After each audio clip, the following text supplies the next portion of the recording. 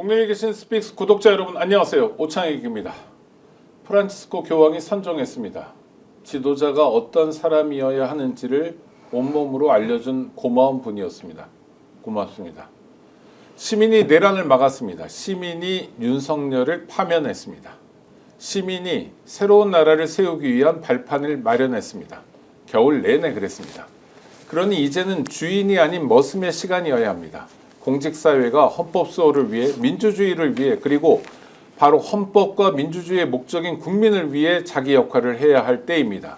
그러나 한덕수, 최상목으로 대표되는 공직사회는 엉망진창입니다.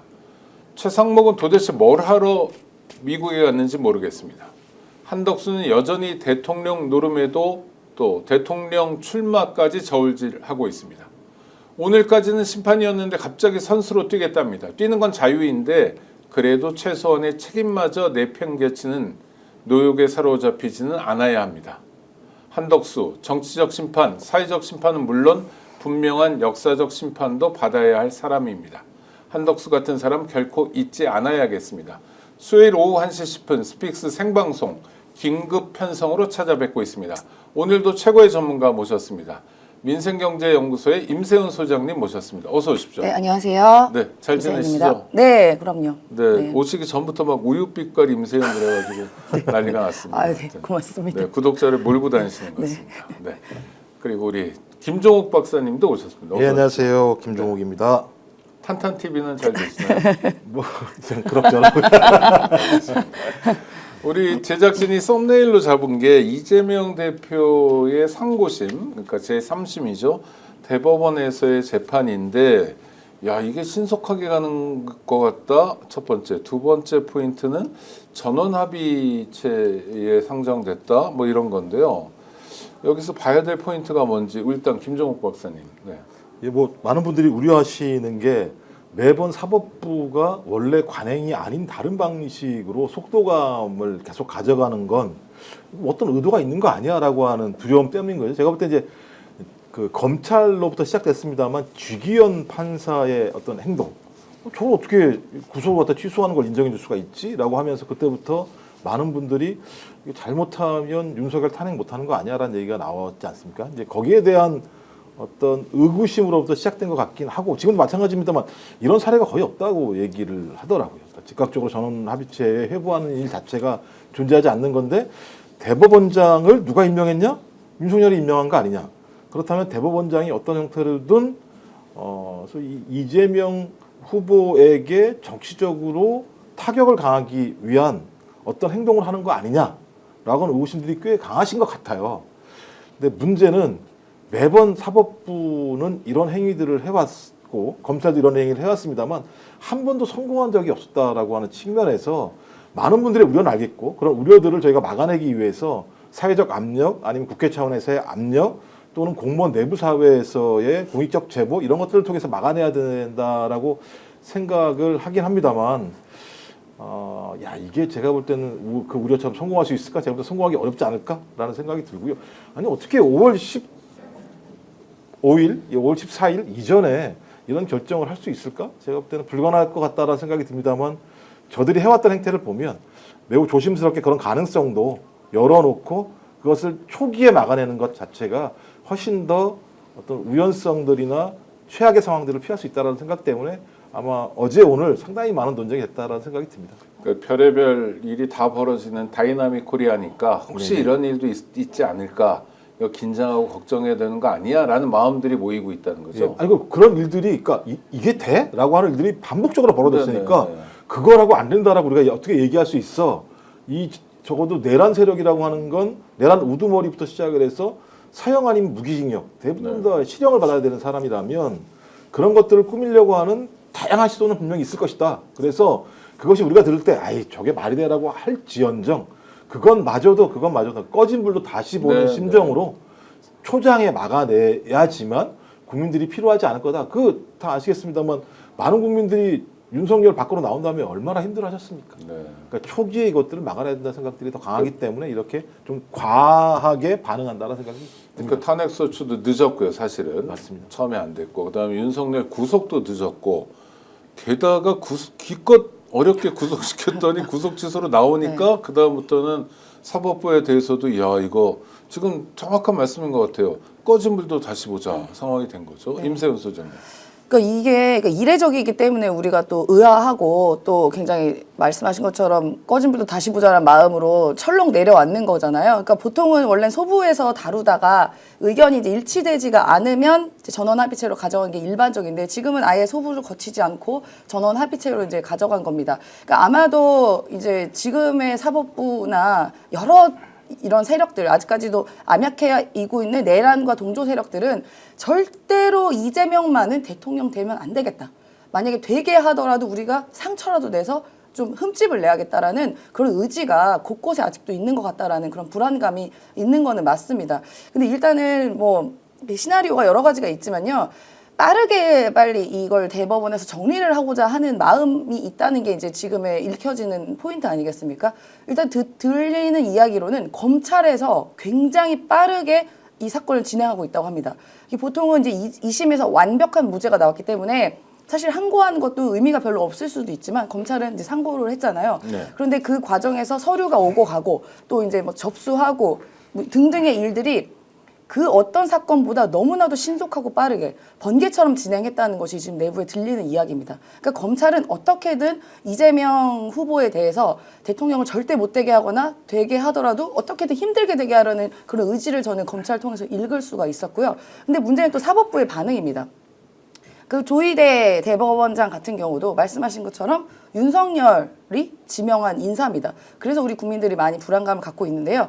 근데 물론 대선 전에 빠르게 선고해서 무죄를 2심처럼 똑같이 해버리면 아무 문제가 없습니다. 깔끔하게. 물론 당연히 법리적으로는 그렇게 돼야 되는 게 당연한 것이고 2심을 뒤바뀔 만한 증거나 증인들이 찾을 수가 없어요. 너무나도 2심에서 완벽하게 건건이 단어 하나하나 다 반박해놨기 때문에 검찰에서 그거를 다시 재반박할 수 있는 시간과 뭐 이런 물증들을 찾을 수가 없는 거는 맞거든요. 그러면 우리의 기본적인 상식과 법리적인 상식으로는 2심의 무죄가 그냥 똑같이 대법원에서 나와야 되는데 이들은 우리의 상상밖의 영역의 일들을 하지 않습니까? 말씀하신 것처럼. 그래서 우리가 조심해야 된다는 거지만요. 많은 또 헌법학자들과 법리학 뭐 교수님들 그다음에 뭐 지난 뭐 법무부 장관까지도 이거는 그럴 가능성이 대선 전에 만약에 유죄 취지로 파기환송할 가능성은 매우 낮다. 일단 물리적으로 시간이 안 된다는 거거든요. 그러니까 전원합의체가 이렇게 마치 우리가 법정 용어를 잘 모르니까 이래서 이재명 대표에게 뭔가 흠집 내려는 거 아니야? 뭔가 이상한 거 아니야? 라는 의구심이 들긴 하지만 시간이 굉장히 오래 걸린다고 합니다. 아무리 대법원에서 검찰과 짝짝꿍 돼서 시간을 빠르게 한다 하더라도 이 회의체를 모으는 것 자체도 한 달에 한 번 모으기가 쉽지가 않다고 해요. 근데 지금은 이제 내일 또 모은다고 하는데 이게 사건이 간단하지만 이재명이라는 굉장히 중요한 인물에 대한 판단이기 때문에 이 모으는 것도 의견이 굉장히 그 12명과 이런 분들이 다양할 수 있기 때문에 쉽게 결론을 못 내린다라는 게 이제 대부분의 말씀하신 그 법 전문가들 이야기이지만 그래도 말씀하신 것처럼 이들은 무슨 상상의 영역의 일을 할지 모르기 때문에 주목해서 우리가 이 여론이 반드시 가만두면 안 된다. 저는 그렇게 봅니다. 일단 이 부분 관련해서 만약에 파기환송을 하더라도 유죄 취지로 뭐 무죄면 그냥 하면 되는 거고요. 그 확정이 되는 거. 파기환송을 하더라도 환송이니까 돌려보내는 거잖아요. 다시 확정 판결이 아니어서 이재명 후보의 대선 출마에는 아무런 영향을 미치지 않잖아요. 전혀요. 근데 그렇죠. 이제 이게 뭐냐면 그러니까 대선 후보로 등록하기 이전에 물리적으로는 가능하다는 거예요. 그러니까 이게 예를 들면 유죄로 파기환송을 하든 이게 다 물적으로 가능하다고 얘기를 하고 있습니다. 그럼 이제 시나리오가 세 개인데 말씀하신 것처럼 그냥 무죄로 딱 주면서 깔끔하게 정리를 해주는 거죠. 그러니까 재판은 더 한이 많이 이런 논쟁이 없게 되게 되면 이재명 후보 같은 경우 재임이 시작되면서부터 이 사법 리스크 문제와 관련해서는 깔끔하게 정리가 되는 측면이 하나 있을 거다. 두 번째는 유죄로 파기환송하는 건데 유죄로 파기환송을 하게 되면 이제 논란이 시작되죠. 말씀하신 것처럼 재판 계속 해야 되는 거 아니야? 이런 계속 국민의힘이 계속 공격을 하겠죠. 그럼 재임 기간 동안에 이재명 정부가 만약에 등장한다면 계속 사법 리스크를 가지고 초기에 계속 공격을 해대면서 국민의힘이나 보수층이 자기 지지층들을 모을 수 있는 중요한 하나의 어떤 결집 포인트를 만들어낼 수 있다는 것. 그리고 또 하나의 시나리오는 뭐냐면 이거 조희대 대법관이 이거 액션 취하는 거 아니야? 하도 압력을 가하니까 이렇게라도 액션을 취해서 그냥 예를 들면 걸어놓는 거 아니야? 이런 얘기가 있기는 합니다. 근데 이제 말씀하셨던 것처럼 문재인 정부에서 대법관으로 임명된 분이 6분이라고 그래요.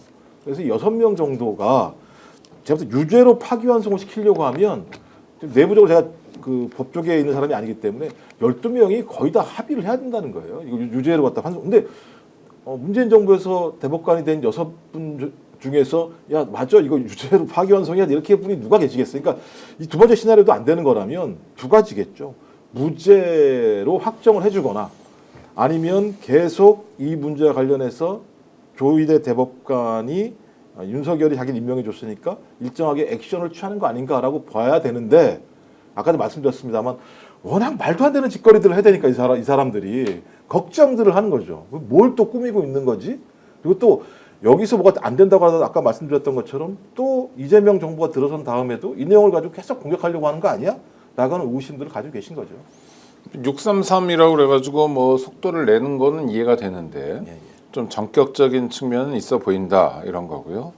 실제로 결과는 뭐 저는 무죄가 나올 것 같아요. 조속한 시일 내에 그렇죠. 그런 생각이 들지만 야, 참 대한민국에 살다 보니까 내란을 겪다 보니까 낙관불허다. 그래서 우리 구독자 여러분들이 말씀해 주신 것처럼 대법원도 국민들이 보고 있자. 지켜보자 한번. 네. 어떻게 하나. 네, 맞습니다. 그런 취지면 이해가 될 것 같습니다. 알겠습니다. 다른 얘기로 한번 가볼까요? 국민의힘 대선 후보 4명이 정해졌습니다. 두 분이 맞추셨나요? 저는 맞췄습니다. 저 손을 들겠습니다. 저는 못 맞췄습니다. 맞춰서 사죄의 말씀으로 나경원 왜 이렇게 못하는 거야? 네. 왜 나경원은 안 됐을까요? 그래서 제가 고민을 하는 게 제가 참 상황을 잘 몰랐구나, 상황 판단을 전혀 못했구나라고 생각을 했는데 일단 기본적으로 제가 볼 때는 저희 국민의힘 내부에 있는 사람들이 저도 나경원이라고 하는 사람에 대해서 일정하게 지분을 나눠줄 거라고 봤어요. 네. 그래서 이제 김문수, 그다음에 홍준표, 그다음에 나경원 이 사람과 관련해서 일정하게 비율적으로 나눠주고, 그다음에 안철수에 대해서는 전혀 반응을 하지 않을 거다라고 생각했었거든요. 뭐 기본적으로 안철수 같은 경우는 막판에 자기가 그나마 찬탄파들 표 모으려고 굉장히 탄핵에 대해서 찬성을 하는 발언들을 했었기 때문에, 그런데 제가 볼 때는 표가 김문수와 홍준표에게 집중이 된 측면이 있는 것 같고요. 또 하나는 되게 중요한데 중도층에서 그러니까 나경원 후보가 전혀 표가 안 나온 것 같다는 느낌이 들어요. 그럼 이건 뭐냐면 윤석열에 대한 그립감 자체가 거의 사라지고 있다라고 하는 부분들을 이런 부분에서 확인할 수 있는 게 아닌가 생각이 들어서 저도 보면 매우 윤석열의 힘을 강하게 생각했던 것 같다.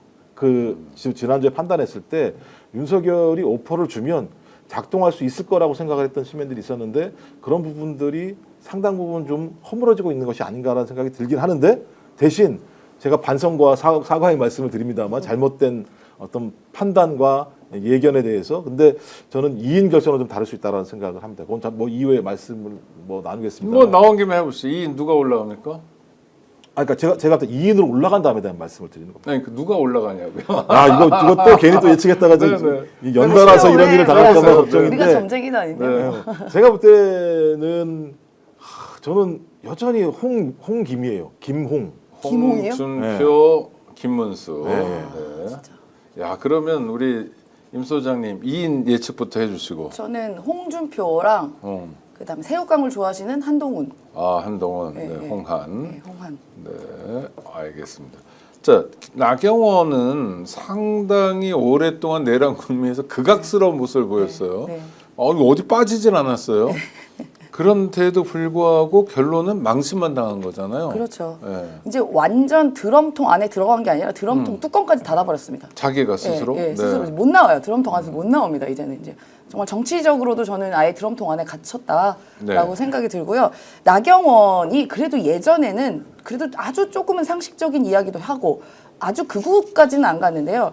윤석열 파면 이후로 했던 여러 가지 행동들과 말들이 최소한 윤석열 정부가 있고 나서부터 했던 행동과 너무 다른 행동을 보이니까 약간 저게 뭐지라는 식의 태도를 보였어요. 차라리 김문수는 일관이 됐습니다.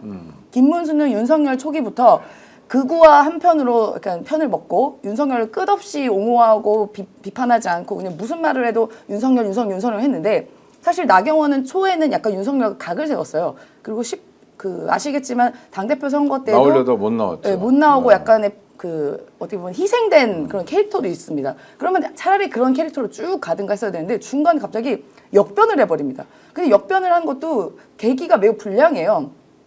그러니까 이 계엄이라는 것을 역변을 하잖아요. 계엄 때문에. 근데 이 계엄을 예를 들어서 이게 국민 여론 100%로 진행이 됐는데 당원만이 아니라 그 어떤 그 계엄에 반대하는 사람들이 나경원을 이해할 수 있겠습니까? 그러니까 이게 표가 2대2로 갈린 게 탄핵 반대, 탄핵 찬성 딱 두 개로 갈린 거잖아요. 근데 나경원은 그 중간에서 오도 가도 못하는 약간 그런 캐릭터가 됐습니다.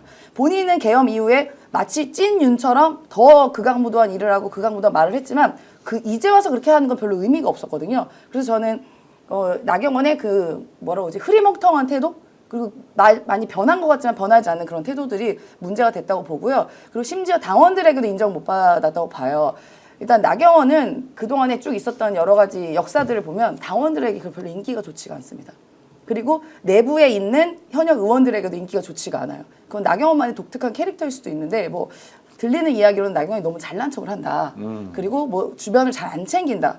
그리고 자기 도와준 사람을 약간 쌩까다. 뭐 이런 식의 그 국민의힘 내부에서도 그런 비판이 있거든요. 그렇기 때문에 당내에 있는 사람들에서도 크게 인정도 못 받았고 그 다음에 뭐 드럼통 사건 등에서 너무나 바보 같은 해괴망측한 일들을 하면서 중도와 약간의 탄핵에 대해서 찬성하는 사람들의 입장도 대변 못했고 그러니까 이도저도 아니게 된 거죠.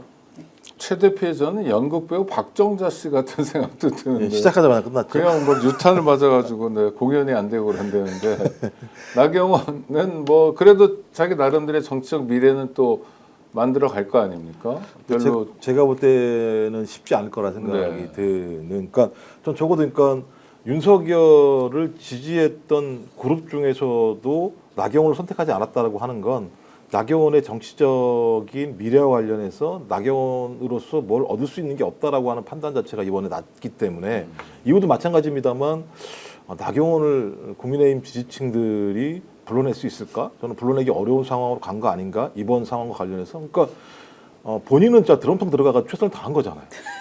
드럼통에 들어가서라도 저를 좀 뽑아주세요라고 얘기했고 네, 네. 전 윤석열을 사랑합니다라는 얘기를 할 정도의 상황을 만들었는데도 불구하고 너 그냥 드럼통에서 나오지 마라라고 국민의힘이나 또 중도층 여론들이 얘기했다면 앞으로도 마찬가지입니다만 드럼통을 열게 되면 오히려 더 안 좋은 상황이 될 거라고 하는 판단들을 그 지지층들이 했다라는 생각에서 저는 미래가 없을 가능성이 매우 높다라는 생각이 들어서 이게 결과가 네네. 여론조사를 통해서 나온 거잖아요. 네네네. 물론 이제 국힘 지지와 중도지만 네. 그러니까 그 사람들이 네. 나경원이라는 사람은 과대 포장됐다. 뭐 하여튼 일종 이런 거로 그냥 폐기해 버렸다.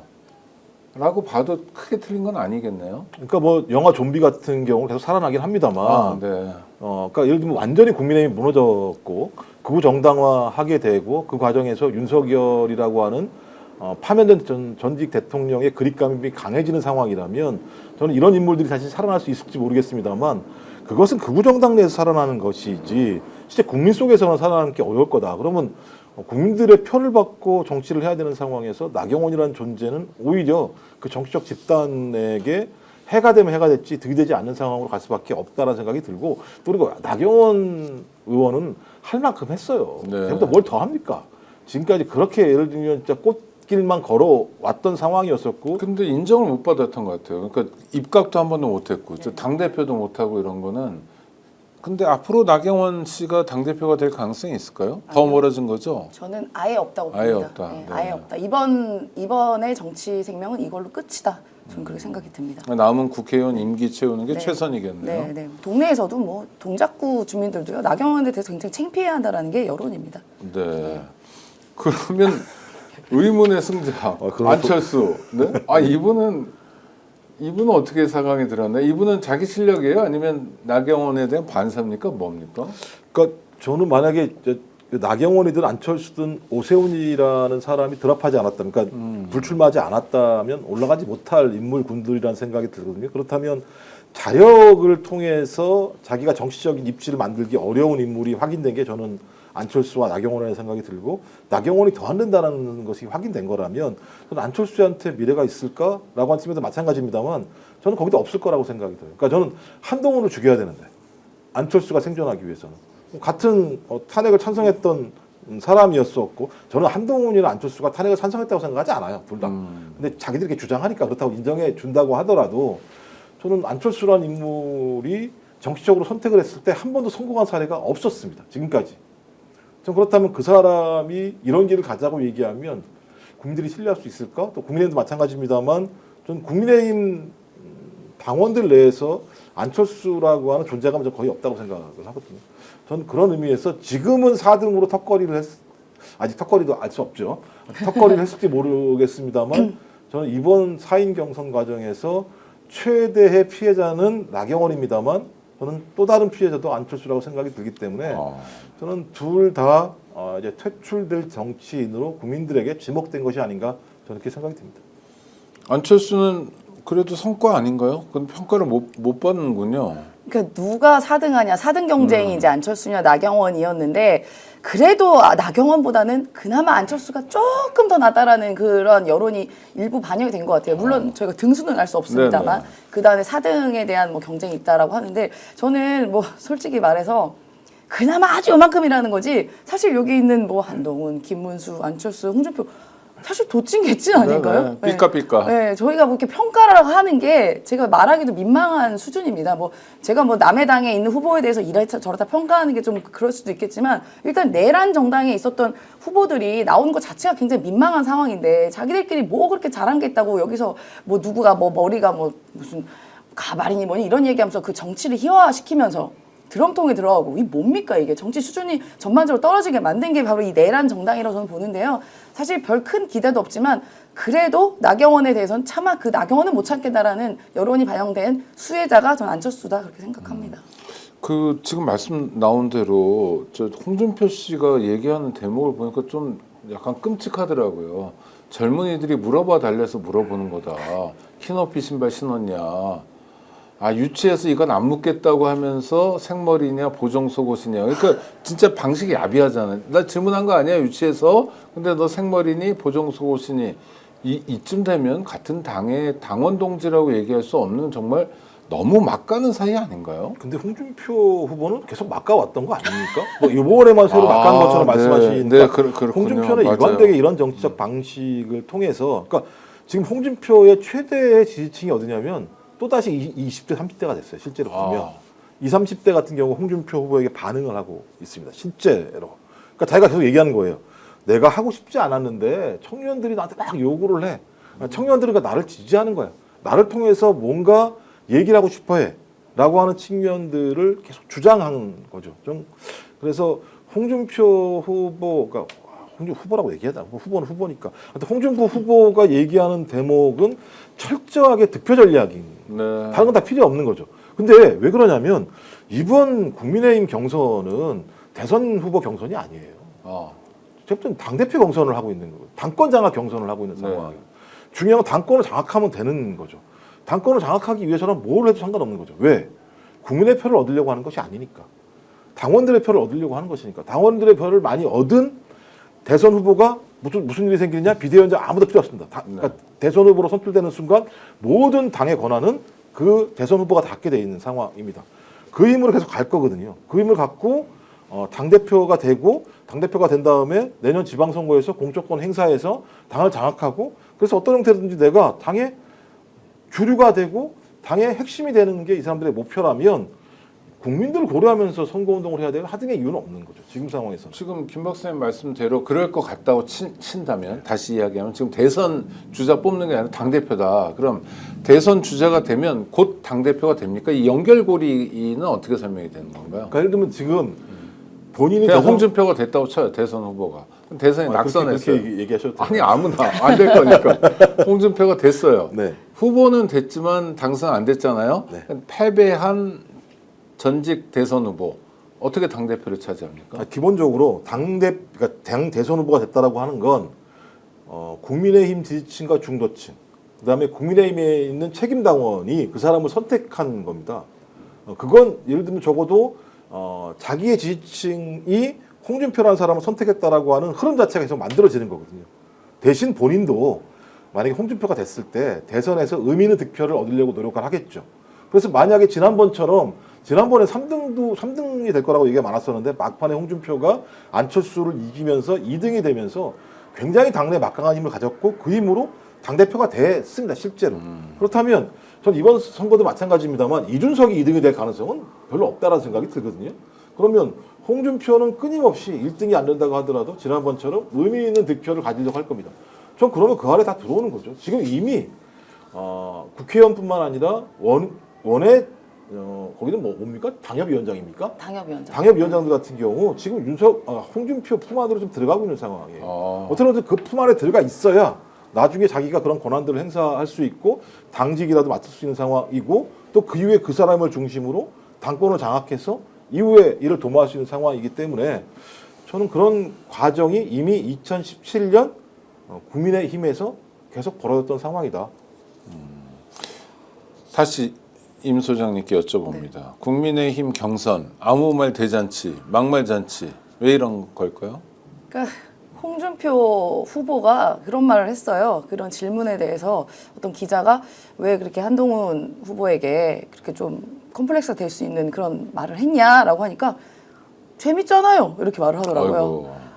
그러니까 뭐 재미를 위해 그 뭐 처신이나 이 당의 수준을 포기하는 건지는 모르겠습니다만 그 일부의 지지자들은 재밌었을 수는 있겠죠. 그리고 뭐 어떻게 보면 국민의힘에 크게 관심 없는 저희 같은 사람이 봐도 그래 뭐 재미는 있네 뭐 들을 건 없지만 하는 그런 걸 노린 걸 수도 있다고 저는 생각합니다. 그러니까 홍준표가 홍준표 했대라고는 저는 생각이 들어요. 그러니까 이 당의 특징은요. 우리가 지금 지난번에 대선 경선 때 그 국민의힘 경선 때 다른 건 기억 안 나지만 그 장면만 기억나잖아요.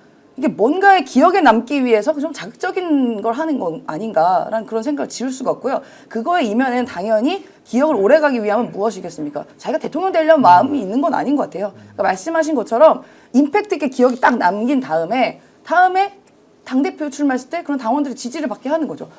보니까 예를 들어 한동훈 지지 세력과 국민의힘에서 이른바 탄핵에 대해서 반대했던 지지 세력은 너무나도 분리되어 있잖아요. 네네. 그러면 적어도 이 그 탄핵에 대해서 반대하는 세력만큼 내가 다 몰고 갈 수 있는 겁니다. 한동훈을 그렇게 야멸차게 또 너무 수준 낮게 공격함으로써 저는 그걸 노렸다고 보고요. 그건 이해는 되는데 네. 너무 저질이잖아요. 그러니까 상대 후보를 인신공격해서 자기가 어떤 포인트를 딴다면 너무 후진적이지 않나요? 근데 그 당에 있는 분들은 계속 그동안 그렇게 해왔습니다. 문제는요. 별로 신기한 일이 아니고 그게 바로 이 내란 정당 그리고 그 내란 숙의 1호를 배출한 당원 1호를 배출한 그 국민의힘이라는 위헌 정당으로 해산돼야 될 그 당의 수준입니다. 그런 수준의 사람들을 계속 지켜보는 것도 참 힘든 일인데 만만치 않은 사람이 또 도사리고 있습니다. 한덕수 다음 주에 나온다며요? 저는 어떻게 계속 보세요? 나온다고 얘기는 한덕수가 저는 계속 인간되게 그 방송에서나 유튜브에서 말씀드렸던 건 한덕수는 끝내 무너날 거라고 저는 계속 말씀을 드리거든요. 지금 고등학교 동창을 앞세워서 뭐 국민 후보 추천위원회 이런 걸 그러니까 만들어서 추천위원회를 만들었는데 거기에 네. 추천위원회 가장 핵심적인 병풍이 될 만한 사람들 고건, 이낙연 뭐 이런 사람들 같은 경우 참석 안 해버리지 않습니까? 그러니까 네. 완전히 추천위원회가 아니라 제가 볼 때 망천위원회가 돼버리는 상황이 됐잖아요. 그 순간. 그러니까 많은 사람들이 놀랐죠. 어떻게 이낙연, 고건, 그다음 이런 사람들이 손학규 손학규 추대에 들어오지? 야 그렇다면 이거 중도에도 나름대로 의미가 있는 거 아닐까?라고 생각을 해서 소위 보수층 같은 경우 좋아 한덕수가 대안이 될 수 있겠구나 생각할 수 있다는 생각이 들긴 했었어요. 근데 그 순간 갑자기 등장해야 될 사람은 등장하지 않고 제가 봐도 다 사진을 보니까 다 모르는 사람들만 나와가지고 갑자기 추대하겠다, 꼭 나올 거다. 내가 한덕수랑 충분히 얘기했다 이렇게 얘기합니다만 많은 분들이 봤을 때 저기 망쳐 들린 거 아니야? 저 모양을 가지고 할 수 있겠어? 저는 모든 건 마찬가지입니다만요.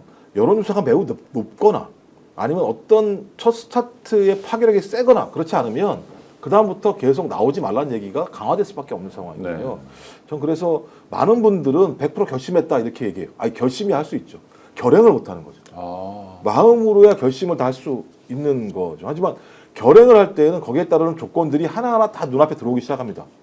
어떤 사람들과 어떤 조직으로 어떤 돈을 가지고 저쪽에 있는 사람들 중에서 실제로 국민의힘 나랑 같이 할 사람이 누가 있지? 홍준표는 안 할 것 같은데 100% 봐도 그렇지 않겠습니까? 네. 홍준표가 대선 후보가 됐어요. 국민의힘에. 자 합칩시다. 얘기할까요?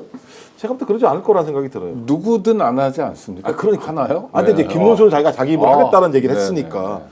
저는 그러면 결심을 할 때에는 자기의 꿈이 있겠습니다만 결행을 할 때에는 구체적인 현실이 눈앞에 다가옵니다.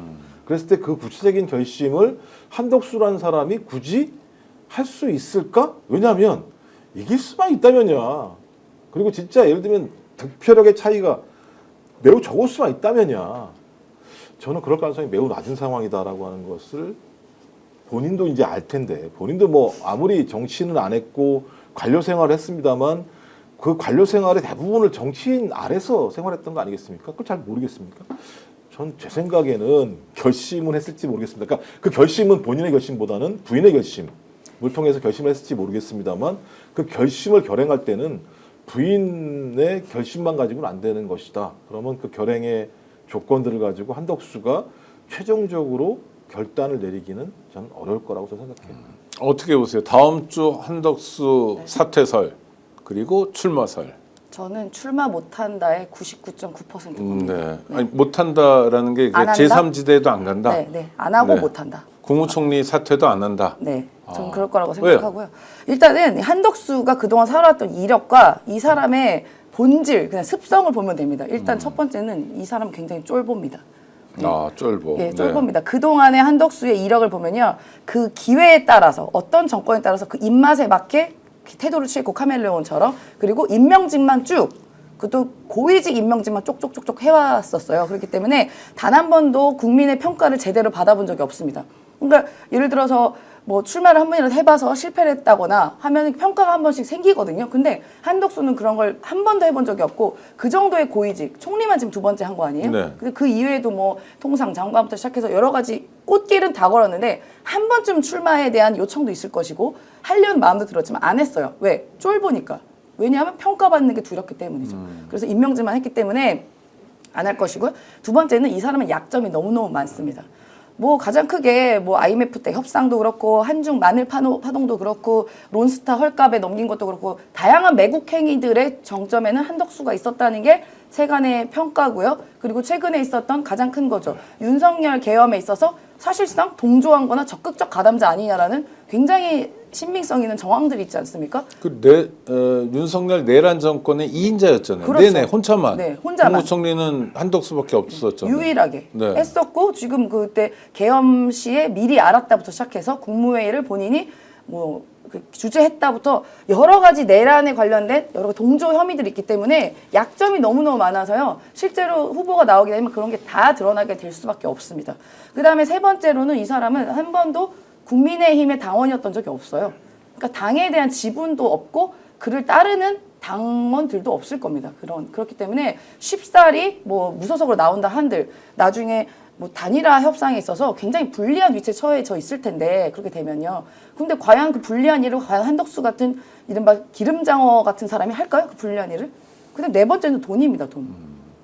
한덕수가 이제 자녀가 없잖아요. 아니, 재산이 많아요. 87억이에요. 네. 신고 재산이. 본인 생각에는 그게 재산이 많다고 생각을 안 할 겁니다. 아. 그리고 실제로 이제 무소속 후보가 돼서 후보로 뛰게 되면요. 대선 후보이기 때문에 이건 국회의원 선거랑 천차만별의 돈이 들거든요. 어쩔 수 없이 개인 사비가 뭐 알기로는 그 정치권에 있는 사람들은 하루에 1억씩 들 거다라는 얘기가 나와요. 그러니까 그만큼 쓸 돈이 있는 분인데도 네. 안 쓴다. 돈 아까워서. 이런 분들의 특징은요. 본인 돈 절대 안 씁니다. 아. 그럼 그렇다고 이 한덕수가 뭐 이재명 대표를 이길 수 있는 상황이어서 그게 돈이 모인다? 그럴 일은 절대 없고 사실 어떻게 보면 김건희와 이른바 내란 동조 세력들이 만들어서 지금 후보를 추대한 것처럼 보이기 때문에 저는 이걸 쉽사리 다 극복할 수 있다? 아니요. 저는 못한다고 봅니다. 그래도 고등학교 동창이 앞장서서 막 살치면 뭔가 소통은 된 거 아닌가요?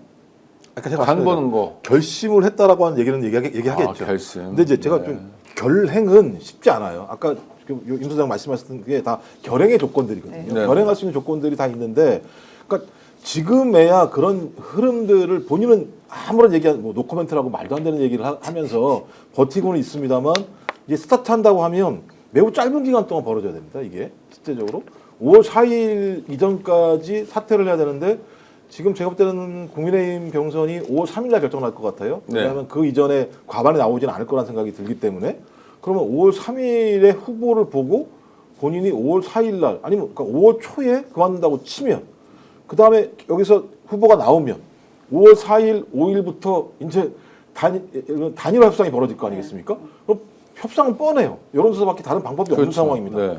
여론조사와 관련해서 한덕수가 어떤 여론조사 결과가 나올 것인가. 근데 갑자기 국민의힘 후보가 결정이 되면서 국민의힘 후보의 지지율이 올라가기 시작하고 한덕수 후보의 지지율이 떨어지기 시작해요.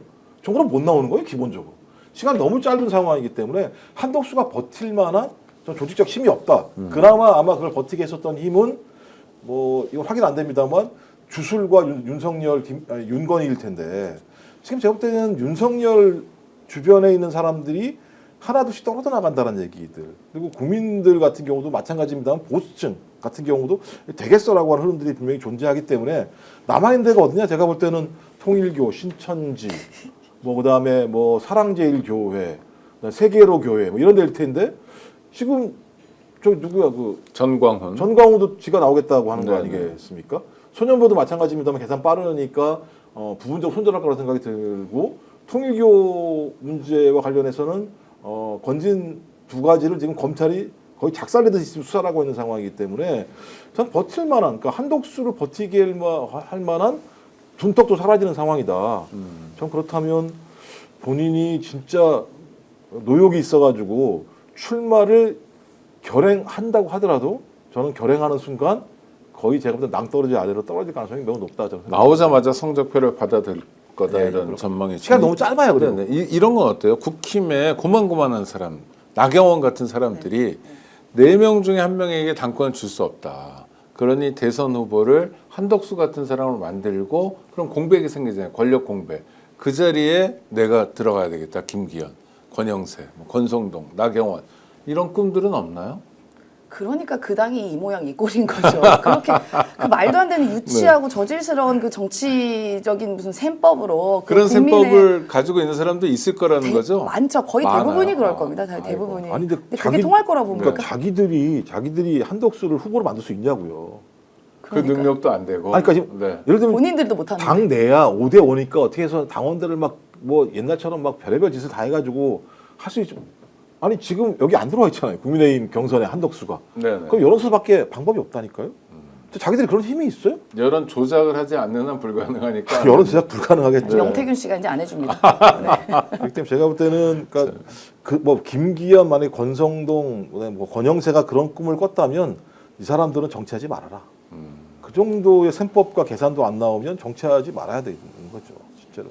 답답한 사람들이 답답한 아이디어를 내고 있는 수준이네요. 망하는 이유가 여러 가지가 있는 것 같아요. 제가 볼 때 안 망한 이유가 제가 볼 때는 좀 설명이 안 되는 거죠. 야, 저 당이 어떻게 안 망했지? 이런 게 제가 볼 때는 더 제가 볼 때는 아이러니한 부분이고 미스테리죠. 민주당 경선도 마무리 단계입니다. 근데 뭐 결과야 뭐 뻔한 것 같고요.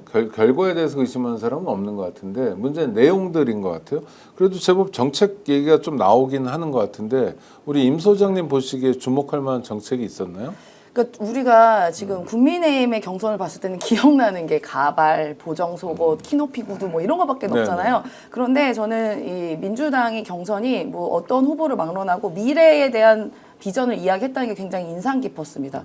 특히 지금 대한민국 같은 경우는 우리가 한 20년 동안 수출주도 국가임에도 불구하고 산업구조 개편이 거의 안 됐어요. 그냥 20년 전에도 팔았던 자동차, 선박, 반도체 이게 20년 동안 거의 바뀌지 않고 거의 그때의 산업과 그때의 대형 회사들이 주도권을 차지해서 대한민국을 이끌어 갔는데 이제 세상이 계속 바뀌고 뭐 챗 GPT니 AI나 얘기가 나와서 정말 이제는 전환을 해야 될 때거든요. 근데 국민의힘은 그런 얘기를 단 한 번도 하지 않는데요. 일단 민주당에서는 미래에 대한 과학기술에 대한 이야기, AI 세계, AI의 뭐 정부 이런 얘기를 하면서 미래의 뭐 정부가 어떻게 해야 되는 거 주도권을 딱 선점했다. 저는 그게 또 굉장히 인상 깊었고 또 특히 이제 민주당이 뭐 이재명 후보는 우리 민주당은 중도 보수다 뭐 이런 식의 이야기를 할 만큼 뭐 우리가 당연히 중도 보수를 지향하자는 이야기도 있겠지만 그런 쪽에 계신 그런 데 있는 아젠다도 우리가 포용해야 된다라는 이야기를 계속 했었어요. 그래서 어제인가 그제 이제 증권협회에 방문을 했습니다. 거기서 이제 증권사의 리서치 센터장을 만나서 투자 우리 국민들이 개미 투자자가 많잖아요.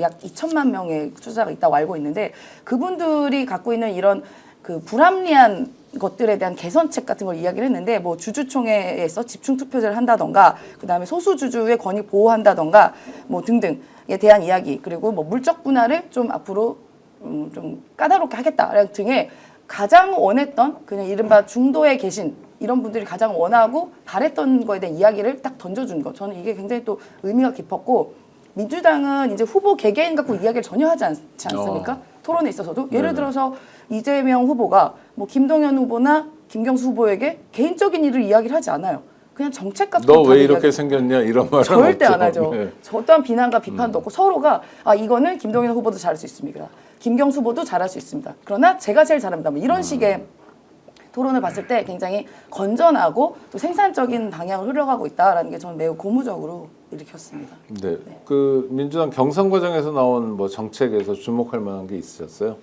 뭐 저는 대부분 중요한 정책들은 다 나왔다고 생각을 네. 했습니다. 그러니까 전 이제 부울경 메가시티 문제 같은 경우 되게 중요하거든요. 그러니까 영남 지역 같은 경우가 경제적으로 되게 낙후하고 특히 부산 시민들 같은 경우 경제에 대한 어떤 비관성들이 꽤 많으셨는데 이런 부분에 대해서 문제 제기를 했고 이제 해소부 이전 얘기까지 나오기 시작하면서부터 이 비전 자체가 메가시티도 있으면 메가시티 플러스 북극 항로까지 연결되는 그리고 대륙철도까지 연결되는 매우 중대한 산업 부분이 있는데요.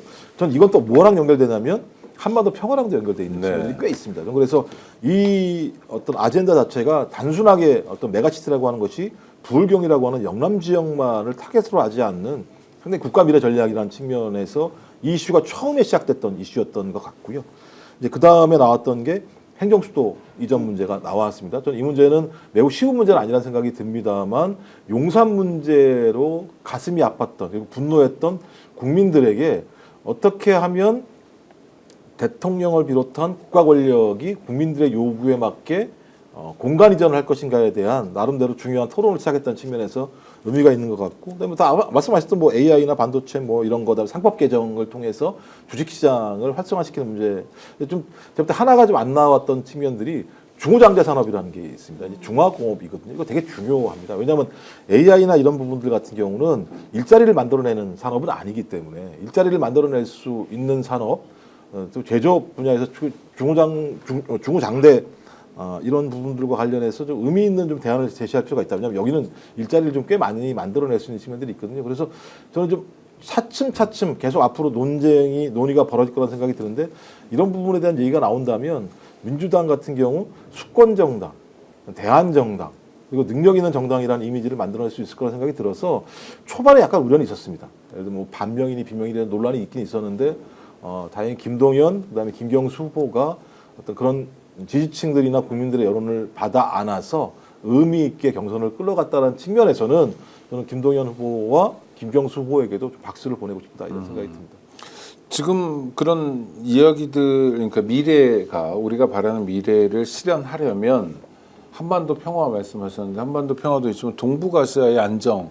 근데 윤석열은 계속 중국 공산당 얘기만 해가지고 중국이 지금 어마어마한 나라 아닙니까? 사실 우리가 인정 안 할 수 없는 어마어마한 정도가 아니죠. 네, 그러니까 어마어마한 정도가 아닌 나라인데 그걸 적대시하고 그럴 게 아니라 서로 잘 살아야 되는 거 아닙니까? 맞습니다. 좋은 것도 주고 받으면서. 네. 그래서 이제 최대. 내부적으로는 지금 그래서 한국, 중국, 일본 내 새로운 산업적 재편이 필요한 거 아니냐. 네. 그리고 그런 걸 통해서 한미 동맹이라는 틀을 깨뜨리지 않는 범위 내에서는 다 아시겠습니다만 한국과 중국의 산업적 어떤 생태계를 통해서 우리가 가지고 간 중간재를 통해서 만들어진 어떤 중국의 제품이 미국으로 가면서 그 과정에서 우리가 이익을 얻던 측면들이 꽤 많이 있거든요. 전 이걸 갖다가 끊어내게 되면 중요한 방법이 미국을 통해서 우리가 수출 공간을 만들어야 되는데 미국이 관세를 이렇게 높여놓으면 우리가 아무리 수출을 하고 싶더라도 수출을 통해서 이익을 얻을 수 없는 측면들이 분명히 있어서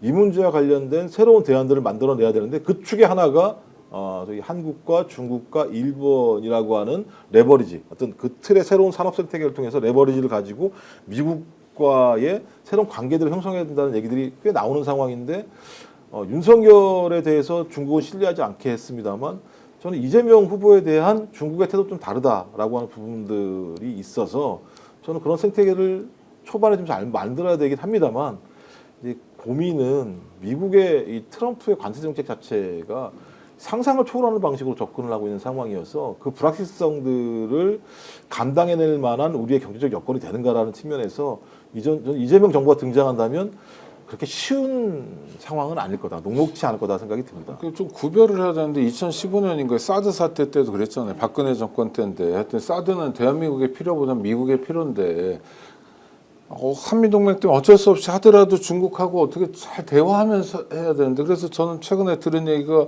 2015년만 하더라도 중국의 현대자동차가 그렇게 많았는데 사드 사태 이후에 정말 뭐 아주 뭐랄까 뒤끝 장렬하는 보복을 받을 정도로 그래서 중국이 자동차 국산화도 많이 높아지고 오히려 뭐 벤츠가 굴러다니면 굴러다녔지 현대는 안 굴러다닌다 이게 현실이거든요. 그러니까 이런 손해는 안 봤으면 좋겠어요. 괜히. 그렇죠. 그러니까 이게 뭐 이념 뭐 이런 것도 하지만 사실 먹고 사는 문제가 우리 국민들이 제일 중요한 건데 어쨌든 중국은 그 전까지 최대 수출국이었습니다. 우리가 가장 많은 무역 흑자를 얻은 나라가 중국이에요. 그래서 오죽하면 이제 G2라 그래서 전 세계에서 이제 미국과 중국이 그레이트 2라고 해서 두 나라가 경제적으로나 군사적으로나 굉장히 큰 나라로 돼 있죠. 물론 미국이 훨씬 힘이 세긴 합니다만은 근데 이제 이 우리나라 같은 경우는 어쨌든 지정학적 위치도 그렇고 경제학적 위치도 그렇고 그 소위 말하면 전략적인 모호성을 갖고 밖에 없는 나라고 그동안에 있었던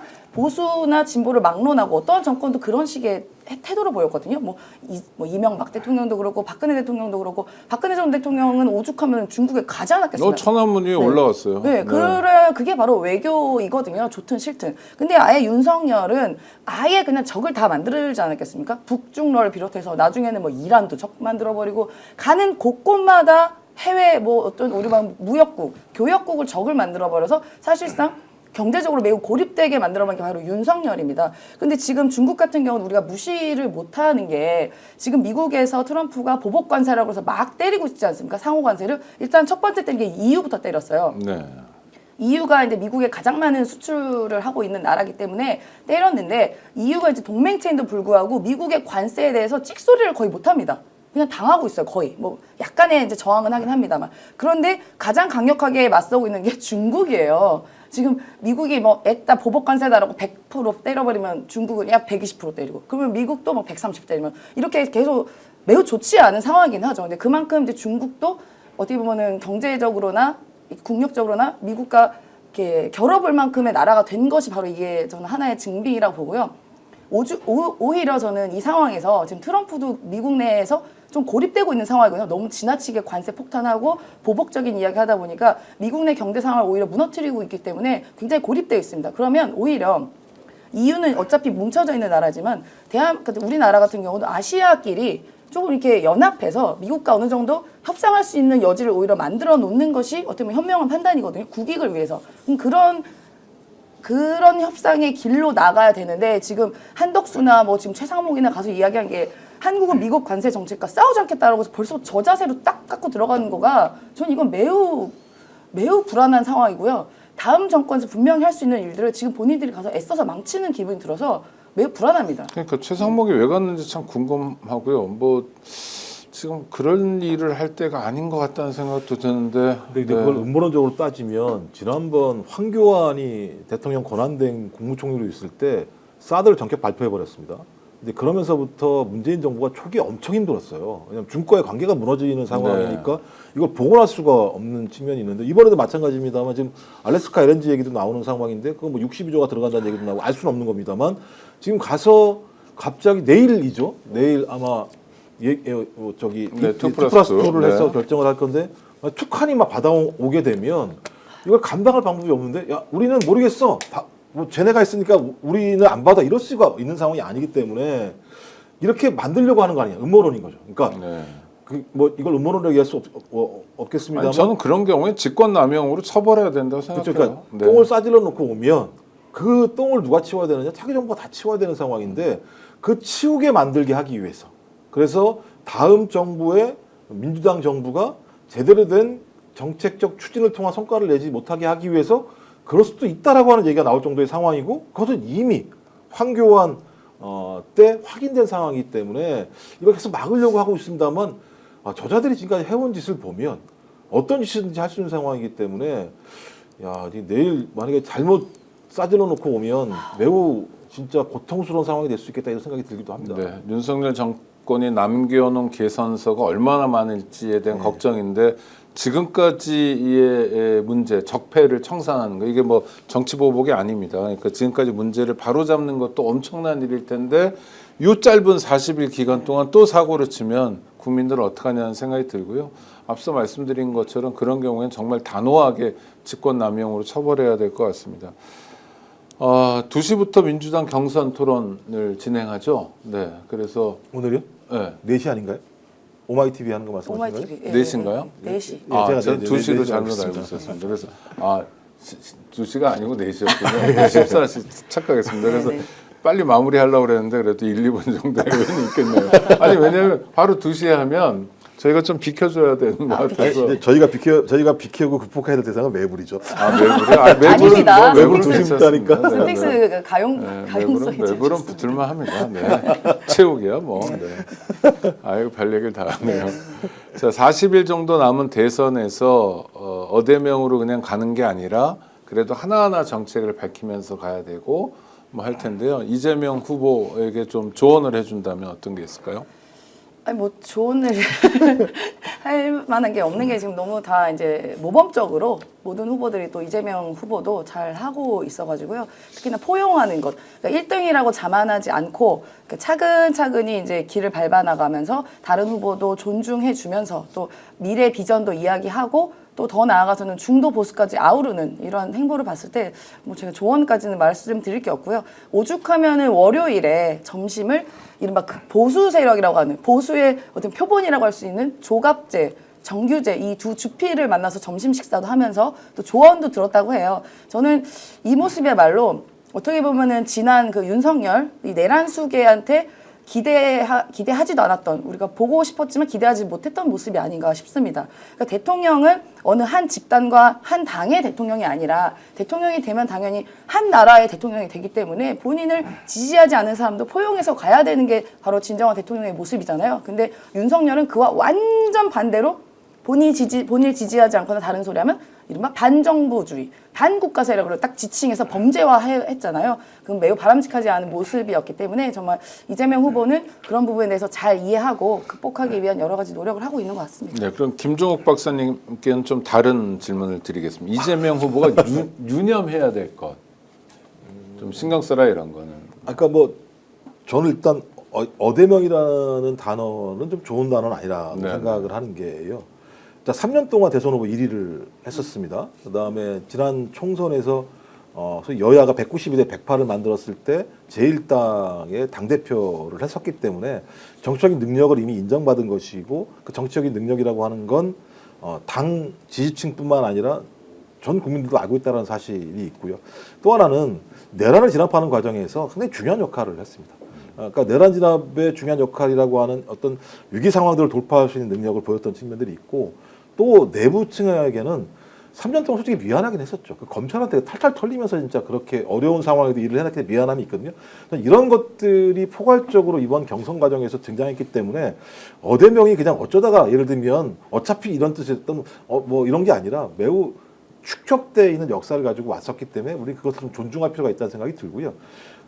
유념해야 될 부분들은 말씀하셨던 것처럼 아까 정규제 뭐 이렇게 많았다고 말씀하시는데 저는 적어도 이번에 출범할 대통령은 압도적인 표차를 가지고 승리를 해야 된다. 그래서 더 넓은 유권자 연대를 만들어서 내란 진압이라고 하는 것이 적폐청산이라고 하는 수사로 귀결되는 것이 아니라 압도적인 국민 여론에 의해서 저희 규율되고 의율돼서 그자들이 다시는 그런 행위를 할 수 없다라고 하는 사회 분위기를 만들어야 되는 게 한 축이기 때문에 저는 더 넓은 압도적인 유권자 연대는 내란을 국민의힘으로 진압할 수 있는 강력한 힘일 뿐만 아니라 앞으로 마찬가지입니다만 윤석열 정부에서 한 번도 우리가 경험하지 못했던 압도적 지지를 받는 어떤 그 정책을 가지고 그것을 추진함으로써 모든 국민들이 거기에 다 함께 참여함으로써 즐거움을 느끼는 성과를 느낄 수 있는 이런 길로 가야 되기 때문에